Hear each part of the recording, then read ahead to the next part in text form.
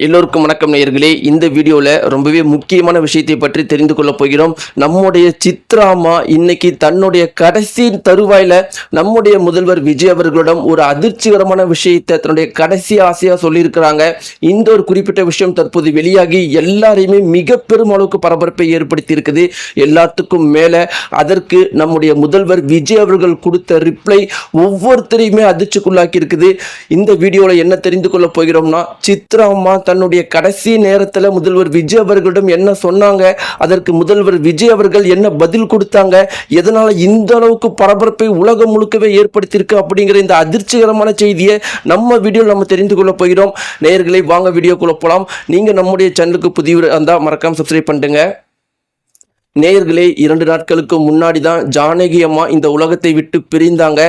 நம்முடைய இந்தியாவை பொறுத்த வரைக்கும் 2 லெஜண்டுகள்னா, ஒன்று சித்ராமா, இன்னொன்று ஜானகி அம்மா.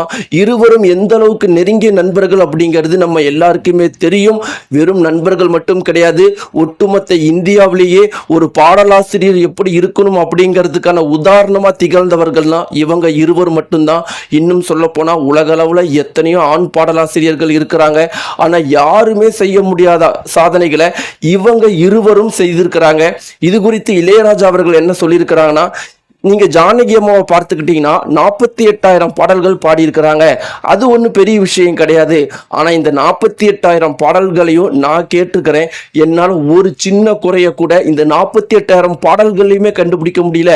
ஒவ்வொரு பாடல்கள்லையுமே ஒவ்வொரு அதிசயத்தை என்னால் புரிஞ்சிக்க முடியுது. அது சாதாரண மனிதர்களுக்கு தெரியாது.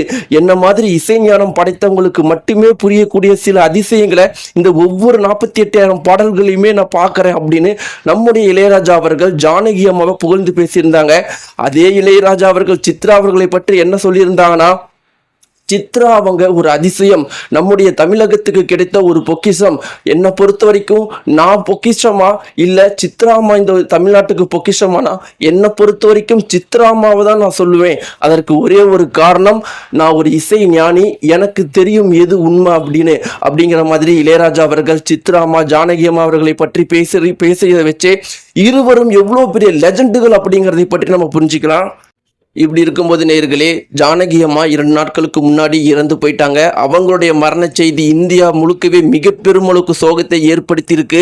இப்படி இருக்கிறப்ப நம்ம எல்லாருக்குமே இந்த அளவுக்கு சோகத்தை ஏற்படுத்தி இருக்குதுன்னா, 30, 40, 50 வருடங்கள் ஜானகி அம்மா கூடிய ஒர்க் பண்ண சித்ராமாவுக்கு எந்த அளவுக்கு சோகத்தை இந்த குறிப்பிட்ட செய்தி ஏற்படுத்தியிருக்கும் அப்படிங்கிறத நம்ம சொல்லவே தேவை கிடையாது. இந்த ஒரு செய்தியை கேட்ட உடனே, ஜானகி அம்மா இறந்துட்டாங்கிற செய்தியை கேட்ட உடனே சித்ராமா உடைஞ்சு போயிட்டாங்களாம். அவங்கள பேசக்கூட முடியலையா. 2 நாட்களா நம்முடைய சித்ராமா சாப்பிடக்கூட இல்லையா. மருத்துவமனையில் நேற்று அனுமதிக்கப்பட்டிருக்கிறாங்க. இந்த ஒரு குறிப்பிட்ட செய்தி முதல்வர் விஜய் அவர்களுக்கும் தெரிவிக்கப்பட்டிருக்குது. முதல்வர் விஜய் அவர்கள் உடைஞ்சு போயிட்டாரா. அவங்க ஜானகி அம்மாவை தன்னுடைய அம்மாவா இத்தனை வருட காலங்கள் பார்த்தவரா, ஜானகி அம்மா இறந்துட்டாங்க அப்படிங்கிறத தெரிஞ்ச உடனே ஏற்கனவே உடைஞ்சு போயிட்டாங்களாம். சித்ராமாவுடைய உடல்நிலையும் மோசம் அப்படின்னு தெரிஞ்ச உடனே முதல்வர் விஜய் அவர்களால் பொறுத்து கொள்ளவே முடியலையா. உடனடியாக அந்த மருத்துவமனைக்கு கான்டாக்ட் பண்ணி சித்ராமா கிட்ட ஃபோனில் பேசினாங்களாம். அப்படி பேசின உடனே சித்ராமா சொன்னது, ரொம்ப நன்றிப்பா, எனக்கு நீங்கள் ஃபோன் பண்ணுவீங்க அப்படிங்கிறதெல்லாம் நினச்சி கூட பார்க்கல.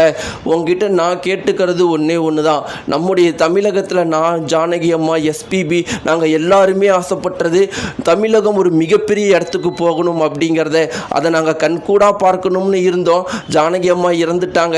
எஸ்பிபி அவர்களுக்கு தமிழகத்தில் இவ்வளோ பெரிய ஒரு மாற்றம் ஏற்பட்டிருக்கு அப்படிங்கிறதே பார்க்காம இறந்து போயிட்டாங்க. நான் உயிரோடு இருப்பேனான்னு தெரியல. குறைந்தபட்சம் என்னுடைய மகளுக்காகவாது தமிழகத்தை ஒரு மிகப்பெரிய இடத்துக்கு கொண்டு வாப்பான்னு சொன்னதுக்கு முதல்வர் விஜய் அவர்கள், கண்டிப்பாக அது நடக்குமா, அதை நீங்களும் கண்டிப்பாக உயிரோடு இருந்து பார்ப்பீங்கன்னு, கண்டிப்பாக உங்களுடைய உடல்நிலை சரியாகும், ப்ளீஸ் எனக்காக வாங்க, உங்களுடைய மகனுக்காக நீங்கள் சாப்பிடுங்கன்னு சொல்லி ஆறுதல் சொன்ன பிறகு இன்னைக்கு சித்ராமா நல்ல நிலைமையில் இருக்கிறாங்களாம். நேயர்களே, இந்த குறிப்பிட்ட வீடியோ பற்றின உங்களுடைய கருத்துக்களும் முதலமைச்சர் விஜய் அவர்களுடைய இந்த செயலை பற்றின உங்களுடைய கருத்துக்களையும் கமெண்ட் பாக்ஸில் மறக்காமல் தெரிவிங்க. நன்றி.